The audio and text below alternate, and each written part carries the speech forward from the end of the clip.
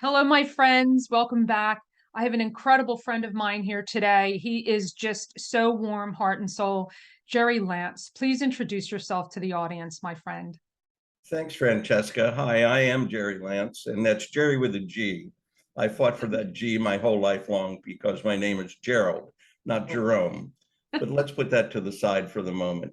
Francesca, we've known each other quite a while, and well, I know I can share anything with you, and I'd like to share a story with you. And by the way, what I do for a living is tell stories. My company is Stories That Work, and it's a branding and marketing communications consultancy that does everything from naming through websites, copy of all kinds. But I really believe story tools and story techniques help drive messaging in a way that unlike any other. Uh, Yes, so here's a story to prove that, please. and I hope.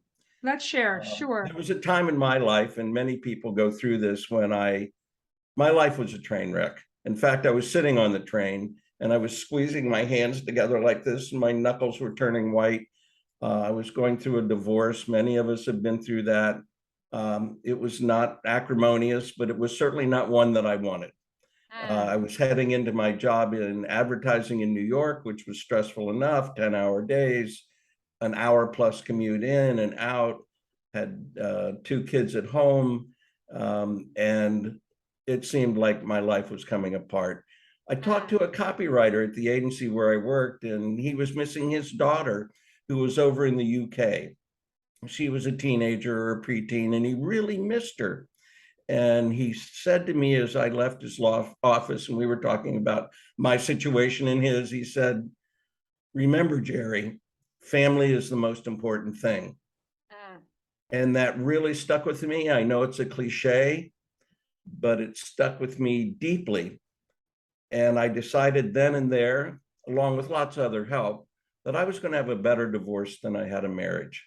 That I was going to do everything to get through that process as seamlessly as possible with as least disruption, and putting our two daughters at the center of it. The kids were the most important thing in that Sure. equation. And we all agreed, and we had things like family meetings every month. And at the family meeting, we discussed calendars, issues, grades, problems, and sometimes they were emotional.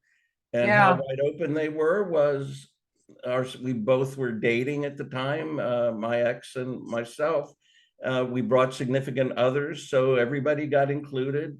So who was going to cover Parents' Day at the grade school, Well, high school? And I can't say it was perfect, but it really worked.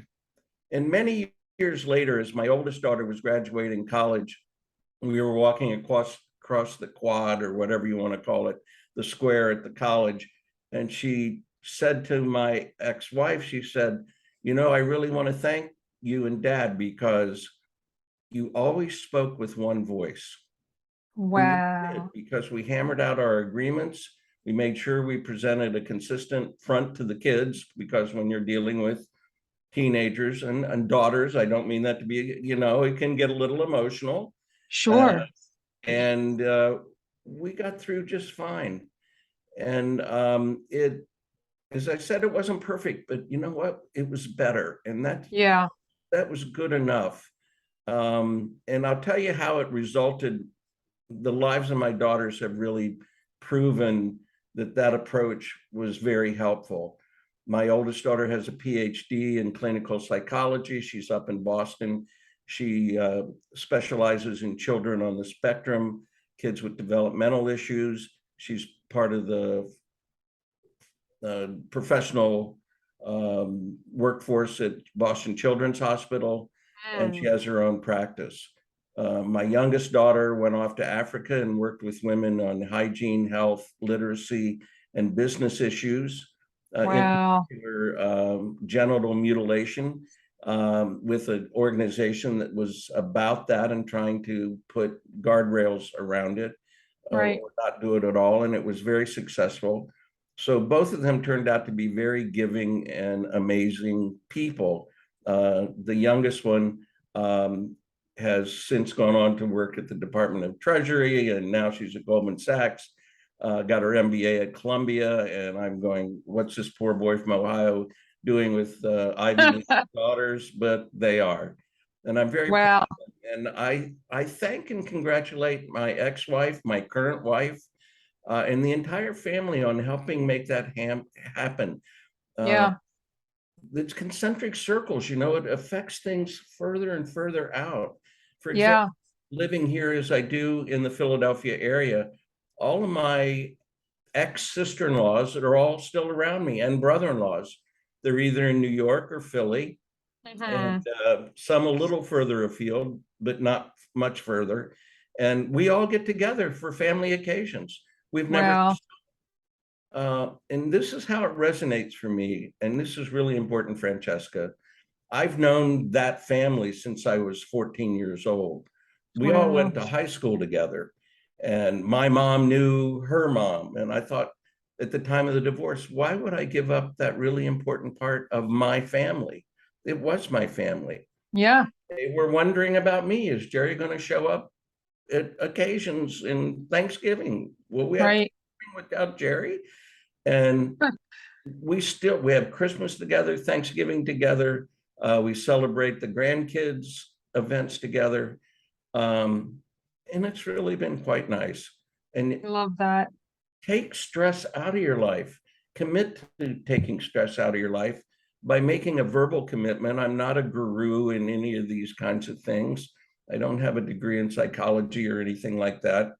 But I know that at the time that I made the internal commitment to make the divorce work and do the best for our children, things just started getting easier and better. And I was less stressed. Mm. So I don't squeeze That's my hands like that so you don't anymore. squeeze your hands and have white No, knuckles.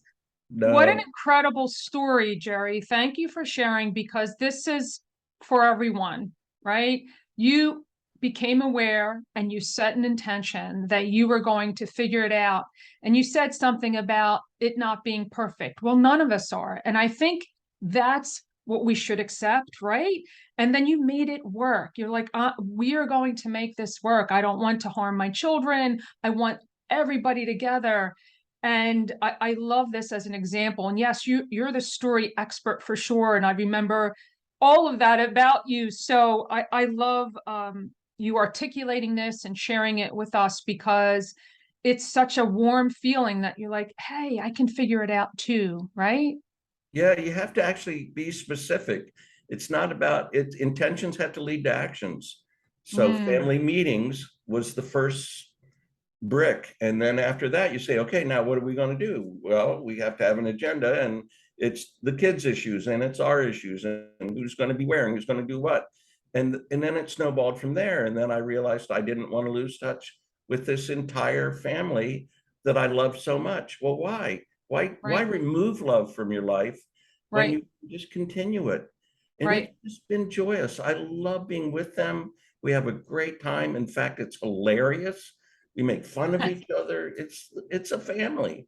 Right. It's a family. It's a modern family, right? It's bringing in all these pieces. It's a modern family, recognizing that, embracing it, loving it, and just knowing happiness is an important part of this equation, right? Because Yeah. that's what it came to for you. You're like, I'm not happy, I'm stressed, and I need to make a decision. So, and some of us need to get there at some point, right? And I hope this serves as a beautiful example, perhaps for people that just might struggle with making that tough decision. Because I'm sure it wasn't I wasn't easy for you. I'm sure it was a difficult one.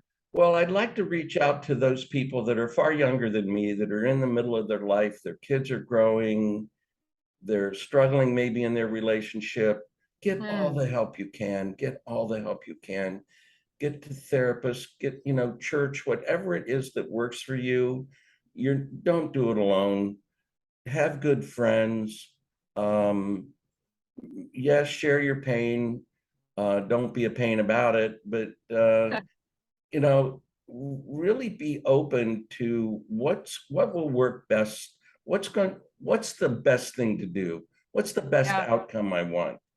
And that's Mm, truly happened for our family. And um, my wife now is an integral part of that entire family, has been forever. In fact, they're always so pleased when we show up, and they say so.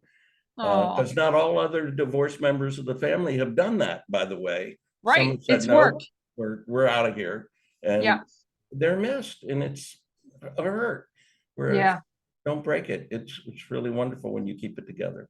Yeah. And I love that you said you're not alone. It is a reminder that you don't, you know, we are not alone here. We're here to support each other. So find someone who, can understand, who comforts you or whatever, right? We're not alone, whether it's, professional help or just starting with your family circle initially, right? I love that. And reaching out to your friends. So many lessons in this. I'm going to have so many takeaways, but if we were to sum it up with one piece of general advice, how would we do that, Gerry?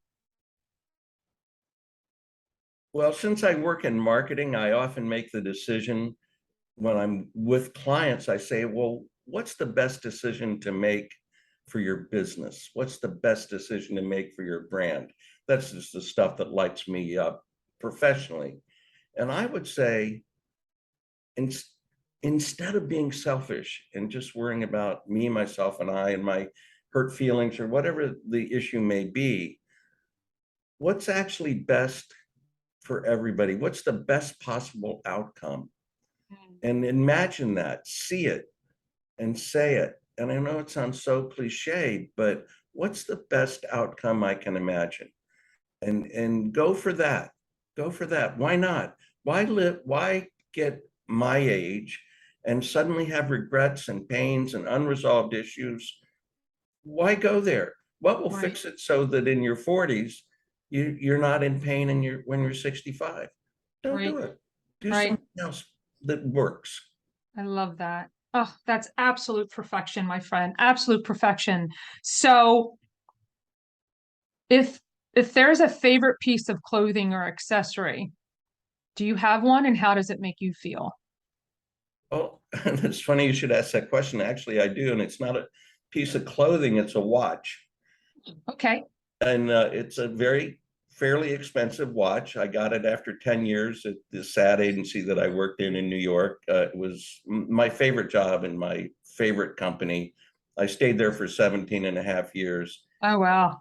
Yeah, I really loved it. And it was my 10-year watch, and it was gold, of course. Hmm. And occasionally, every few years, I have to have it repaired, but it's always worth the investment because, and it's inscribed on the back with my name and the name of the company. I mean, it's a standard corporate kind of thing. You wouldn't think it Right. was so fraught with meaning, but it reflects to me a time when I was really happy in my work, Mm. achieving well, and providing for my family. But it's also a touch of class.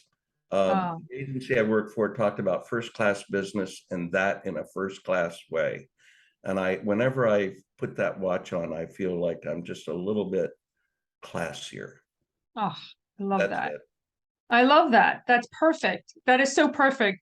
Well, I so loved our conversation today, but if someone who was listening, if they wanted to reach out to you, Gerry, where's the best place for them to find you? Well, I would offer that LinkedIn is the perfect place. I think it's the great professional environment to be contacted in, and I'll be happy to respond. But they should mention that they heard this podcast, and that's what they're springing from. Okay, absolutely. You know what, Gerry? I'll put that in the show notes so they send you a message so that they Great. know how they found out about you through LinkedIn. But thank you so very much for your time today. This was such a blessing. I so appreciate you and our relationship, Gerry. Have an amazing day. Okay, nice talking to you. Bye. Bye-bye.